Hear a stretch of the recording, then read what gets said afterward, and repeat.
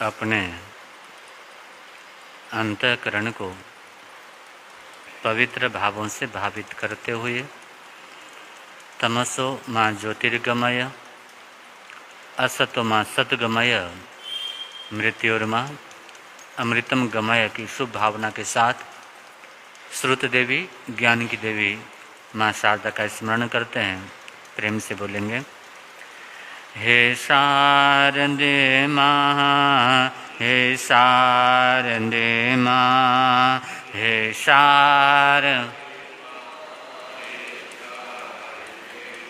अज्ञानता से हमें तार देना, अज्ञान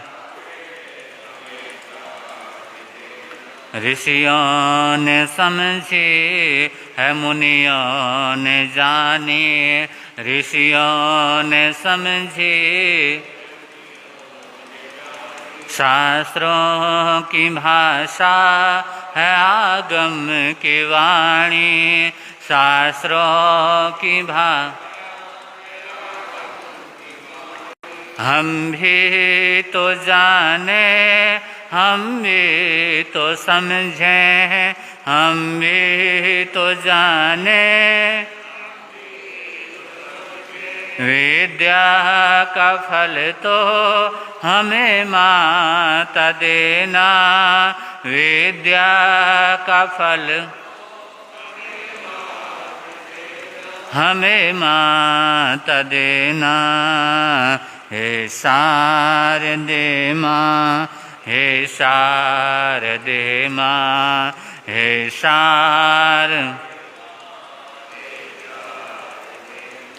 अज्ञानता से हमें तार देना, अज्ञान तो ज्ञान दाई, हमें ज्ञान दे दे, तो ज्ञान दाई, रत्न त्रयों का हमें दान दे दे, रत्न त्रयों का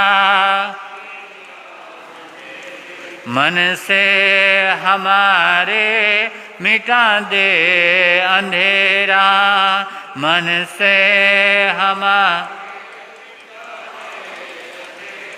हमको उजाले का शिव द्वार देना, हमको शिव द्वार देना।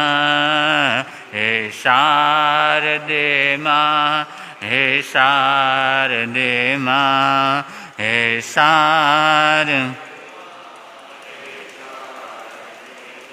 अज्ञानता से हमें तार देना, अज्ञान हृदय के कमल पर पधारो हे माता, हृदय के कमल पर आकंठ मेरे विराजो हे माता, आकंठ मेरे विराजो। नमन हो, नमन हो, नमन हो हमारा, नमन हो समर्पित है हम सब, तू देना सहारा, समर्पित है हम, तू देना सहारा। हे शारदे माँ, हे शारदे माँ, हे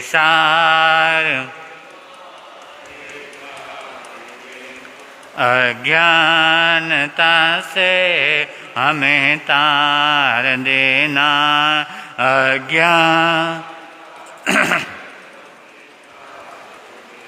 वंदन करूं अरिहंतों को, सेदन करूं प्रणाम, आचार्य उपाध्याय का लें सुखकारी नाम। सर्व साधु सरस्वती दया धर्म सुखकार, महावीर भगवान को वंदन बारंबार। नमन करूं गुरुदेव जी, नमन करूं सब संत, नमन करूं शुद्ध धर्म को है उपकार अनंत। उपस्थित धर्म प्रेमी सज्जनों, ममताशील माताओं बहनों, चातुर्मास कल्प का पावन प्रसंग चल रहा है और इस पावन पर्व में आप 3 दिन पूर्व सुन रहे थे श्रीपद नंदी सूत्र की बात। चरम तीर्थंकर प्रभु महावीर की पवित्र देशना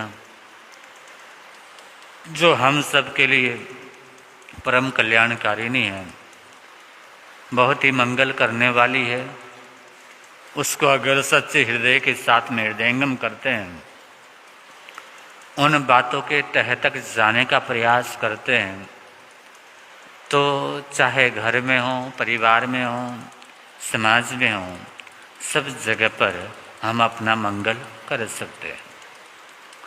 तो यही मंगल करने वाला शास्त्र है जो मंगलकारिणी है, हमारे तमाम दुखों को दूर करने में सक्षम है, ज्ञान के प्रकाश की ओर ले जाने वाला है।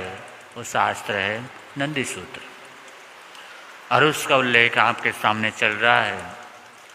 और उसमें आचार्य देवाचक संघ की स्तुति करते हैं और संघ के विविध गुणों को विभिन्न उपमाओं के माध्यम से उपमित करते हुए उन गुणों को उद्घाटित करने का प्रयास करते हैं। सूर्य की उपमा देने के उपरांत उस संघ को समुद्र की उपमा से उपमित करते हैं कि संघ समुद्र के समान है। समुद्र जैसे धीर गंभीर होता है, वैसे ही संघ का प्रत्येक साधक धीरता और गंभीरता को लिए हुए है। समुद्र जिसको रत्नाकर कहते हैं, जिसमें अनेक रत्न क्या होते हैं, छुपे हुए होते हैं, वैसे ही संघ में भी गुणों के ज्ञान दर्शन चरित्र के रत्न क्या है, समाविष्ट है। समुद्र जैसे अपनी सीमा का उल्लंघन क्या करता, नहीं करता। आप देखोगे कहीं भी समुद्र के किनारे जाओ तो पानी क्या है, ऊंचा है और जमीन नीचे है, फिर भी समुद्र का पानी कदाचित लहरें आ जाए, कदाचित सुनामी आ जाए, वो एक अलग बात है, वो विशेष कारण होता है, लेकिन वैसे समुद्र धरती के ऊपर या इस संसार के ऊपर क्या करता, आक्रमण नहीं करता। वो अपनी मर्यादा में रहता है, अपनी सीमा में रहता है। वैसे ही संघ के प्रत्येक व्यक्ति को, प्रत्येक साधक को अपनी सीमा, अपने कर्तव्य का बोध हो और अपनी सीमा का क्या करे, उल्लंघन न करे। इसलिए कहा है भदम धी वेला परि गय सजाए जोग मगरस, अखो हस भगवो संग समुद सरुंदस।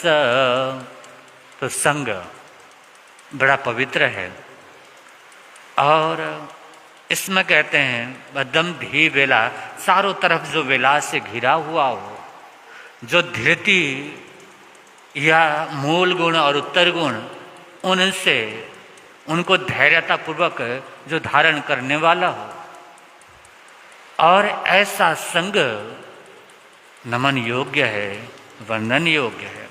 सज्जाए जोग मगर असर, स्वाध्याय और योग के मगर, क्योंकि समुद्र में मगरमच्छ क्या करते हैं, रहते हैं।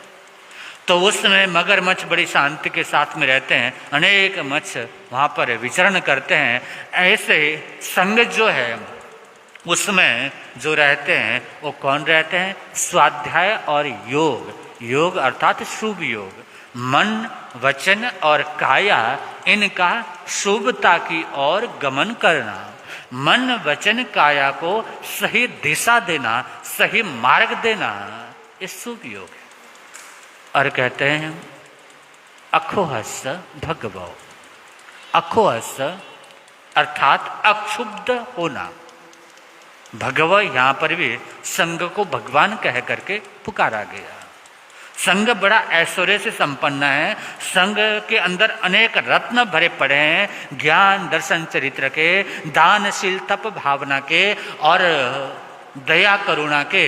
तो ऐसे रत्न भरे पड़े हैं। और यहाँ पर विशेष रूप से उल्लेखित है अखोहसा, अक्षुब्ध हो जाना। अक्षुब्ध होना अर्थात क्षुब्धता से अलग हट जाना। श्रावक के 21 गुण आते हैं और 21 गुणों में जो पहला गुण आता है अक्षुद्र। क्या? अक्षुद्र। क्षुद्र अर्थात ओछी प्रवृत्ति, क्षुद्र अर्थात छोटापन, क्षुद्रता को देखना अर्थात बुराई को देखना। इसलिए जो हमेशा बुराई को देखने का प्रयास करता है उसको क्या कहते हैं? छिंद्रान्वेषी। छिद्र को देखने वाला, छिद्र को ढूंढने वाला, जिसमें जो कमी है सिर्फ उस कमी की ओर नजर रखने वाला। अक्षुद्र अर्थात छिद्रता से रहित हो जाना। अक्षुद्र अर्थात अपने आप को बुराइयों से ऊपर उठा लेना। अक्षुद्र अर्थात ओछी मानसिकता से अपने आप को अलग हटा लेना। ओछी मानसिकता अर्थात ईर्ष्या की भावना। पहले भी बात कही थी आपके समक्ष केकड़ा संस्कृति की, आपको ध्यान हो कि हमारे यहाँ पर अधिकांश लोग दूसरों की अच्छाई देख करके खुश क्या करते नहीं होते। दूसरा आगे बढ़ता है, कोई अच्छा कर्म करता है, उसको शाबाशी देने वाले, उसकी प्रशंसा करने वाले, उसको आगे बढ़ाने वाले लोग क्या होते हैं? कम होते हैं। और अधिकांश लोग क्या करते हैं? किसी तरह से उसकी टांग को पकड़ के नीचे खींचने का प्रयास करते हैं। तो ये जो ईर्ष्या की अग्नि होती है, ये क्षुद्रता होती है या क्षुब्धता होती है। यहाँ पर शास्त्रकारों ने क्षुब्ध शब्द का प्रयोग किया है। साधक को, संघ के प्रत्येक व्यक्ति को अखोहस अक्षुब्ध होना चाहिए, अर्थात उपसर्ग आए या परिसह आए। परिसह अनुकूल भी होते हैं और प्रतिकूल भी होते हैं। अनुकूल परिसह अर्थात आपको अच्छा लगने वाले परिसह। जैसे हमारा पूरा जीवन जो होता है ना, अधिकांश हम दूसरों के हाथ में अपनी डोर थमाते हैं। स्वतंत्रता दिवस आ रहा है कल, और आज विभाजन दिवस है कि किस तरह से भारत का विभाजन हुआ, इसको स्मरण करने का दिन है। तो ये स्वतंत्रता दिवस, उसका मूल्य है कि स्वतंत्र होना चाहिए, अर्थात अपने जीवन की लगाम हमें अपने हाथ में रखनी चाहिए। लेकिन हम क्या करते हैं? किसी ने प्रशंसा कर दी तो खुश होते हैं, किसी ने तारीफ कर दी तो प्रसन्न होते हैं कि उसने ऐसा कहा, कितना अच्छा कहा, भले ही वो गुण मुझ में हो या ना हो। किसी ने प्रशंसा कर दी, तारीफ के पुल बांधे, तो उससे चाहे झूठी प्रशंसा हो, उससे हम बड़े खुश होते हैं। अर्थात हमारी खुशी का जिम्मेदार या हमारी खुशी किसी के हाथ में है तो सामने वाले की हाथ में। सामने वाले को हमने सुखी होने का अपना बागडोर दिया हुआ है। उसकी मर्जी है कि वो हमें क्या कर रहे, खुश करे, या अगर निंदा कर दी तो क्या होते हैं? नाराज होते हैं। किसी ने बुराई कर दी तो क्या होते हैं? दुखी हो जाते हैं। तो अर्थात क्या है कि हमारा जीवन समस्त जो है ना, हम दूसरों के हाथ में सौंप देते हैं। दूसरा अच्छा कहे तो हम खुश हो जाएंगे, दूसरा बुरा कहे तो हम क्या हो जाएंगे? दुखी हो जाएंगे। तो हमारे अपने हाथ में क्या रहा? हमारे हाथ में तो कुछ नहीं रहा ना। हमें खुश रखना या अप्रसन्न रखना, खुश रखना या दुखी रखना, वो सब दूसरा क्या करेगा? निर्णय करेगा। दूसरे के आधार से होगा। दूसरा झूठी प्रशंसा कर दे तो हम खुश हैं, दूसरा झूठी निंदा कर दे तब भी हम क्या हैं? जो झूठ है, जिसका सत्यता से कोई लेना देना नहीं है, उससे हमको क्यों अपने आप को उद्वेलित करना है या उसमें अपने आप को क्यों लगाना है? इसलिए साधक जो होते हैं वो दूसरों से प्रभावित नहीं होते और दूसरों के प्रति भी क्षुब्ध भावना या क्षुद्र भावना नहीं रखते। क्षुद्रता अपने साथ भी होती है और दूसरों के साथ भी होती है, क्योंकि पहले भी बात कही थी, माचिस की तिल्ली जलती है दूसरे को जलाने के लिए, लेकिन दूसरा जले या न जले सबसे पहले अपने आप को क्या करती है? जब भी क्षुद्र भावना आएगी, क्षुद्रता में हम प्रवेश करेंगे या क्षुब्धता में प्रवेश करेंगे, अर्थात आर्त ध्यान में प्रवेश करेंगे, तब हम उस भावना से, उस क्षुद्रपने से दूसरा दुखी हो या न हो, सबसे पहले हम स्वयं क्या होंगे? दुखी हो। तो इसलिए स्वतंत्रता का मतलब क्या है? अपना तंत्र अपने पास रखना, अपना संयम अपने पास में रखना, अपना लगाम अपने हाथों में रखना, अपने जीवन की लगाम को अपने हाथों से हटा करके दूसरों के हाथ में नहीं देना, अपने सुख और दुख का जिम्मेदार स्वयं हो जाना, दूसरों को उसकी जिम्मेदारी लेने का अधिकार न देना, ये क्या है? स्वतंत्रता है। और ऐसी स्वतंत्रता आती है वास्तव में तभी हम क्या होते हैं?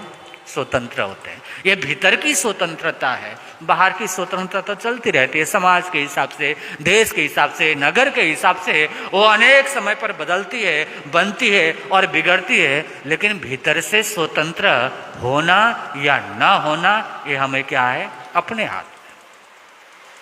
इसलिए उदारता रखना और संतोष रखना। दुल्लाहाऊ मुहादाई मुहाजीवी भी दुल्ला, मुहादाई मुहाजीवी दोवे गच्छन्ति सुख गई। अक्षुब्ध होना अर्थात उदारता रखना, उदारता के साथ आपको जो व्यवहार करना और जो लेना है वो भी क्या करना? संतोष के साथ में, अपने आप को पवित्र भावों के साथ में। छोटे से शब्द में कहें तो अक्षुद्र भावों के साथ में। अगर अक्षुद्र भावों के साथ में हम अपने जीवन को आगे बढ़ाते हैं तो कभी भी क्या होते? दुखी नहीं होते। लेकिन क्षुद्र भावना है, किसी को नीचे गिराने की चेष्टा है, किसी के प्रति ईर्ष्या के भाव से भरे हुए हैं, कोई आगे बढ़ता है उसके प्रति हम निरंतर नकारात्मक दृष्टिकोण से भरे हुए होते हैं, तो कहीं ना कहीं क्षुब्धता हमारे भीतर आती है। क्षुब्धता आती है अर्थात आर्त ध्यान में चले जाते हैं, और आर्त ध्यान में चले जाते हैं, क्षुद्र भावना में चले जाते हैं या ईर्ष्या में चले जाते हैं, तो हम कई बार जाने अनजाने भयंकर गलत कदम उठा लेते हैं। एक छोटा सा उदाहरण शायद आपने पहले भी सुना हो, आपके सामने रखूं। जगमोहन और मनमोहन, यहाँ भी हैं शायद, मनमोहन जी हैं, जगमोहन भी होंगे। जगमोहन और मनमोहन नन्हे बच्चे हैं, छोटे से बच्चे हैं, और दोनों अड़ोस पड़ोस में रहते हैं, साथ में मिलते हैं, खेलते हैं, और साथ में मिलते मिलते उनके अंदर बड़ी गहरी क्या हो गई? मित्रता। इतनी गहरी मित्रता, इतनी गहरी मित्रता, उनकी दोस्ती बढ़ती चली गई, और साथ में स्कूल में जाना, स्कूल से साथ में आना, अपना होमवर्क साथ में करना, हर तरह से दोनों मित्र इकट्ठे अपना जीवन क्या कर रहे हैं? गुजार। सिर्फ रात को सोने का समय छोड़ करके और भोजन का समय अपने अपने घर में करते, कदाचित साथ में भी कर लेते हैं, तो उसके अलावा बाकी सारे कार्य उनके एक साथ में होते हैं, जिसको कहते हैं लंगोटिया यार, बिल्कुल लंगोट की तरह क्या है? साथ में। तो जगमोहन और मनमोहन दोनों बच्चे हैं, लेकिन दोनों में बड़ा प्रेम है, बड़ा स्नेह है, बड़ी मैत्री है, लेकिन दोनों में अंतर भी है। दोनों में अंतर ये है, पहली बात तो बुद्धिमत्ता का अंतर है। मनमोहन उसको बार बार पढ़ाने पर, बार बार समझाने पर भी क्या होता? याद नहीं होता, लेकिन जगमोहन एक बार में क्या कर लेता है? पढ़ लेता है। बुद्धिमत्ता के स्तर में क्योंकि ये तो अपनी अपनी पुण्यवानी होती है, अपना अपना सौभाग्य होता है, पिछले जन्म के कर्मों का योग होता है। हर किसी को सरस्वती का वरदान मिल जाए, सरस्वती वास कर जाए, कोई क्या है, आसान नहीं। तो उसकी बुद्धि बहुत तीव्र है जगमोहन की, लेकिन मनमोहन थोड़ा सा मंद बुद्धि है, अर्थात उसको 10 बार 20 बार बार बार पढ़ाना पड़ता है। बड़े मुश्किल से स्कूल की क्लास क्या कर पाता है, पार कर पाता है। दोनों में एक तो ये बुद्धिमत्ता का डिफरेंस है, एक अंतर ये है। दूसरा अंतर ये है कि जो मनमोहन है, जो थोड़ा सा बुद्धि से कमज़ोर है, वो वहाँ के गांव के सरपंच का, गांव के सेठ का क्या है, सरपंच अधिकारी सेठ का लड़का है और बड़ा संपन्न है, बड़ा अच्छा परिवार है। उनके पास खाने पीने की कोई कमी नहीं है, हर तरह की सुख सुविधा, उनका इकलौता पुत्र, और वो जो चाहता वो अपने पुत्र को देने को क्या है, तैयार है। और इकलौता बेटा हो, बड़ा परिवार हो, संपन्नता हो, तो यही इच्छा होती है ना, बच्चा जो इच्छा करे उसके क्या कर दो, कमाए किस लिए, बच्चे के लिए। तो हर कोई यही सोचता है, और वो सरपंच भी यही सोचता है, मेरा इकलौता बच्चा है और इसको जितना हो सके मैं अच्छे से अच्छा क्या करूं, दूं।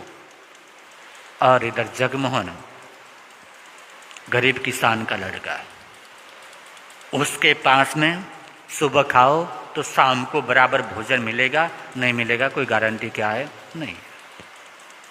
किसी तरह से अपना किसानी का काम करते हैं और किसी तरह से उनका जीवन चलता है। जब स्कूल में जाते हैं उनकी अमीरी और गरीबी साफ साफ झलकती है, क्योंकि मनमोहन जो है, जो सरपंच का बेटा है, वो सूट बूट वाला है, मखमली बस्ता कंधे पर है, अच्छे वस्त्र उसने पहन रखे हैं। और इधर जो जगमोहन है नंगे पैर आता जाता है, फटे हाल उसके वस्त्र हैं, पुस्तक रखने के लिए भी किसी तरह से फटा हुआ बस्ता उसके पास में है। स्कूल में जाना आना प्रतिदिन चलता है, लेकिन मित्रता को, बच्चों की मित्रता को अमीरी और गरीबी से क्या लेना। उनकी मित्रता बड़ी निश्चल होती है, बड़ी निष्काम होती है, बड़ी अच्छी होती है। समय गुजरता गया और उन्होंने प्राइमरी स्कूल 8वीं क्लास तक अपने यहाँ पर पूर्ण किया, और उसके बाद में हाई स्कूल में जाना था दूसरे, और वो गांव में नहीं था, थोड़ी दूरी पर जाना था, बीच में जंगल पड़ता था। तो मनमोहन पहली बार अपने गांव से, अपने मित्र से दूर दूसरे नगर में हाई स्कूल में क्या किया, दाखिला हुआ।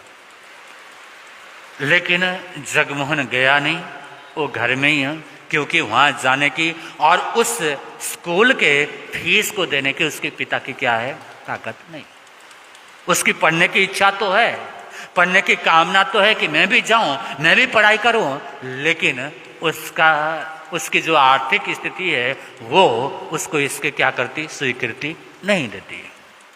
पहली बार दोनों मित्र अलग हुए और दिन भर वो मनमोहन अपने स्कूल में बैठा हुआ है, लेकिन उसका मन क्या किया, नहीं लगा। इधर जगमोहन, उसका भी मन नहीं लगा। शाम को जैसे ही स्कूल से आया, दोनों आपस में मिले और मिल करके कहा कि भाई तेरे बगैर मेरी क्या होगी, पढ़ाई नहीं होगी, तो एक काम कर, तू भी मेरे साथ स्कूल में चल। उनका भाई मैं जाना तो मैं भी चाहता हूँ, मैं भी पढ़ाई करना चाहता हूँ, थोड़ी दूरी पर है, जाने आने में कोई प्रॉब्लम नहीं है, कोई परेशानी नहीं है, लेकिन मेरी स्थिति ऐसी क्या है। तो उन्होंने कहा मैंने वहाँ पे सर से बात की है, वहाँ के प्राचार्य से बात की है और तेरे बारे में सारी बात उनको बताई है, और तू आएगा तो मेरी पढ़ाई में थोड़ा सहयोग होगा, नहीं तो मुझे कौन सहयोग देगा, मुझे कौन पढ़ाएगा। मुझे सही से तू कितनी बार बताता है, कितना समझाता है और कितने अच्छे से मुझे पास कराता है। आज तक जो स्कूल में पास हुआ हूँ, मेरी मोटी बुद्धि के अंदर कुछ घुसता नहीं है, लेकिन तेरे साहचर्य से, तेरे साथ से किसी तरह से मैं क्या हो पाता हूँ, पास हो पाता हूँ। तो तेरे बगैर तो मेरी पढ़ाई वैसे ही दुबर हो जाएगी। क्या मैंने बात की है, तो अपने पिता से बात कर ले, और पिताजी जाकर के कहें तो शायद तेरा एडमिशन क्या हो जाए, वहाँ पर हो जाए। उसकी भी इच्छा थी पढ़ाई करने की, और प्राचार्य से बात की और उसकी फीस अगर कि उन्होंने माफ़ी दे दी, और इतना बुद्धिमान योग्य लड़का है, हर वर्ष स्कूल में टॉपर रहता है, तो उसको अवश्य हम आगे क्या करना चाहते हैं, बढ़ाना चाहते हैं। व्यक्ति के जो प्रवीणता होती है, जो हुनर होता है, उसका विकास करने की भावना जिसकी होती है, अपना हुनर आदमी को क्या करता है, आगे ले जाता है। अपनी अपनी योग्यता को पहचान करके उस और अगर हम आगे बढ़ें तो जीवन में निरंतर उत्थान संभव है। लेकिन अगर अपनी योग्यता को इग्नोर किया तो फिर हम कई बार पीछे क्या कर जाते हैं, रह जाते हैं। तो फिर से उनका अध्ययन पास के नगर में आरंभ हुआ। दोनों जाते हैं, पढ़ते हैं, आते हैं, दोनों के अंदर गहरी मित्रता है। लेकिन इस सरपंच को इनकी मित्रता बड़ी खलती। उसका मन करता है ये सामान्य साधारण सा गरीब लड़का, एक किसान का लड़का जिसके पास कुछ भी नहीं है, और वो मेरे लड़के के साथ में मित्रता करता है, ये अच्छी बात नहीं। बार बार सोचता है, लेकिन सोचता चलो बच्चे हैं, थोड़े समय बाद ठीक हो जाएगा। इस तरह से करते करते उसने देखा, जबकि नगर में हाई स्कूल में भी दोनों साथ साथ जाने लगे, वो भीतर भीतर और कुड़ने लगा, और परेशान होने लगा, भीतर भीतर और दुखी होने लगा। देखते देखते 1 साल का समय क्या हो गया, व्यतीत हो गया। और 1 साल का समय व्यतीत हो गया, उन्होंने परीक्षाएं दी। परीक्षा के बाद में रिजल्ट आया।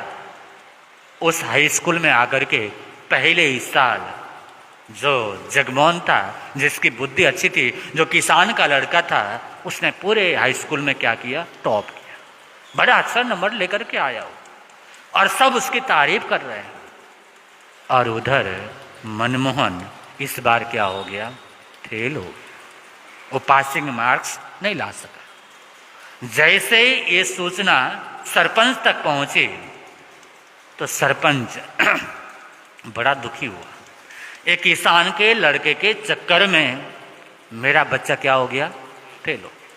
उसने आज तक ये तो नहीं देखा कि मेरे बच्चे की बुद्धि की स्थिति कैसी है, वो कितना सहयोग करता है, उसके कारण से वो यहाँ तक आ पाया, उसके योगदान को देख नहीं पाया।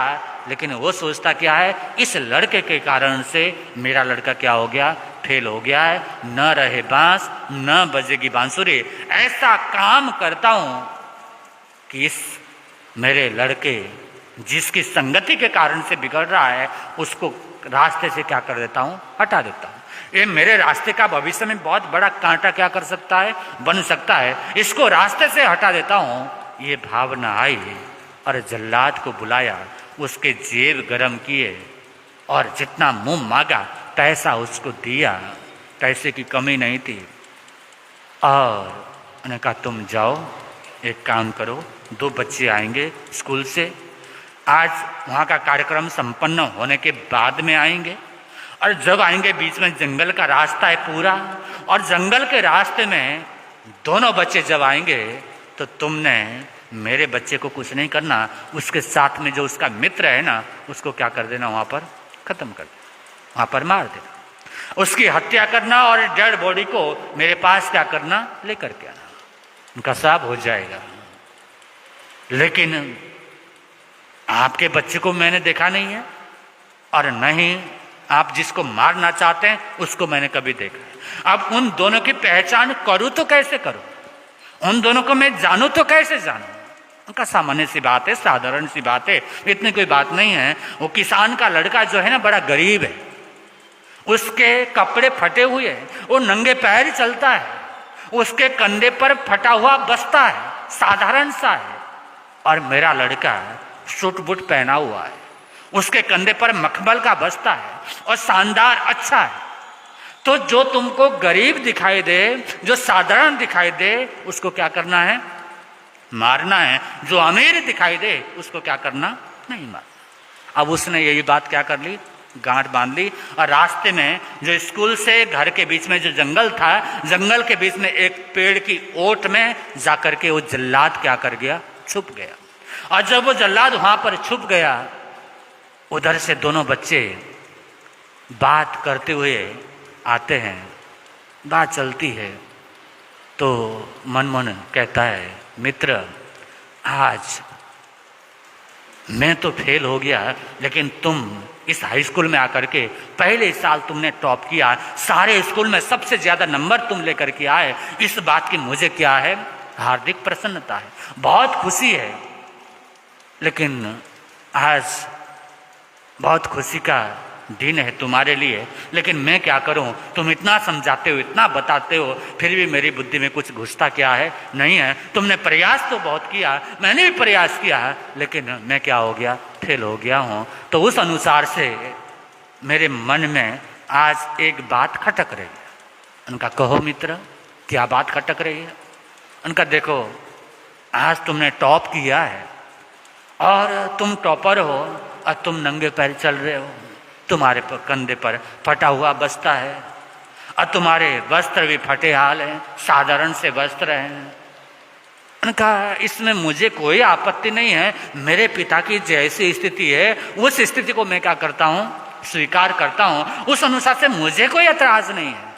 मेरे पिता जो दे सकते हैं वो देने का प्रयास करते हैं, जितना उपलब्ध है उससे मैं क्या हूँ? संतुष्ट हूँ। इसमें खटकने वाली क्या बात है? कहा वो तो बात ठीक है मित्र, लेकिन आज तुमने टॉप किया है, आज तुमने टॉप किया है, तो इसलिए तुम्हारे शरीर पर, तुम्हारे तन पर ये वस्त्र क्या करते? शोभा नहीं देते। और आज तो मैं फेल हो गया हूं, आज मैं फेल हुआ हूं, तो ये वस्त्र तो मेरे तन पर क्या होंगे?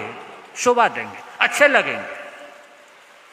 उनका फिर ऐसा, उनका एक काम करो, तुम मेरे वस्त्र पहन लो, मैं तुम्हारे वस्त्र पहन लेता हूं। मैं नंगे पैर चलता हूं, तुम क्या कर लो? बूट पहन लो, मेरे जूते तुम पहन लो। उन्होंने कहा नहीं मित्र, ऐसा थोड़ी। उन्होंने कहा नहीं, आज मेरी बात को क्या करना होगा?